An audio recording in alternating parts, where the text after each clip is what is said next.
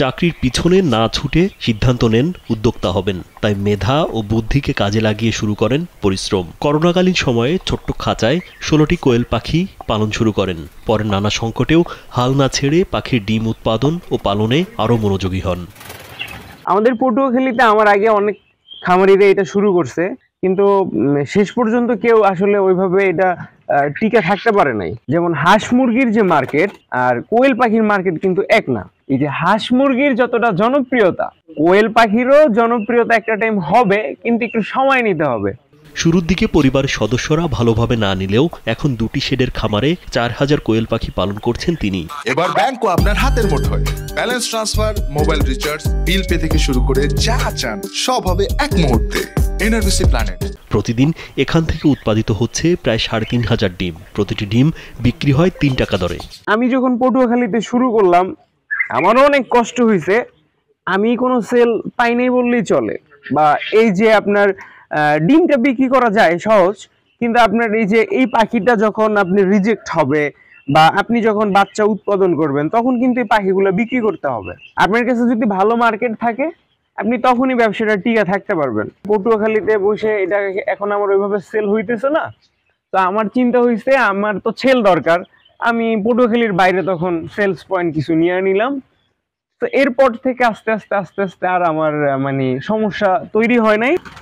বলছিলাম পটুয়াখালী সদর উপজেলার হেতালিয়া বাদঘাট এলাকার বাসিন্দা মাইনুল ইসলাম স্বপনের ছেলে নাহিদ ইসলামের কথা। নাহিদ ইসলাম জানান, একটি কোয়েল পাখি বছরে প্রায় 150 থেকে 200টি ডিম দেয়। প্রতিটি ডিমের ওজন 15 থেকে 20 গ্রাম। বাচ্চা ফুটানোর পর 2 মাস বয়স হলেই কোয়েল পাখি ডিম দিতে শুরু করে। যখন দেখলাম যে একটা সমস্যা হইতেছে, তো এটার সলিউশন কি আছে, ওই সলিউশন খুঁজতাম।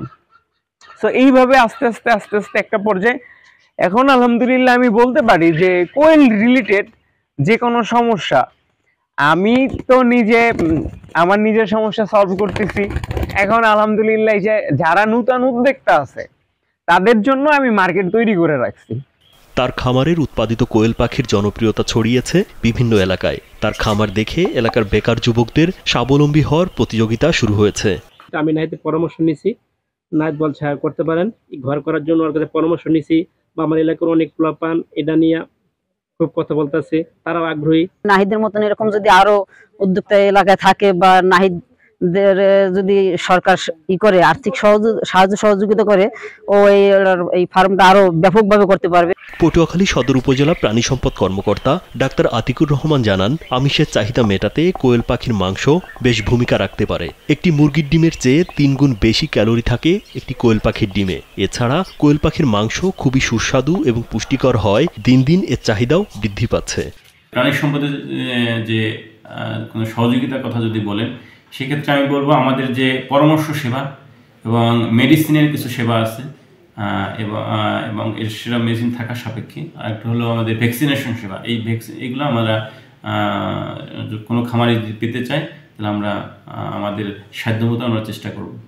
সরকারি সহযোগিতা পেলে আগামীতে জেলায় কোয়েল পাখির খামারের সংখ্যা আরও বাড়বে বলে আশা সবার।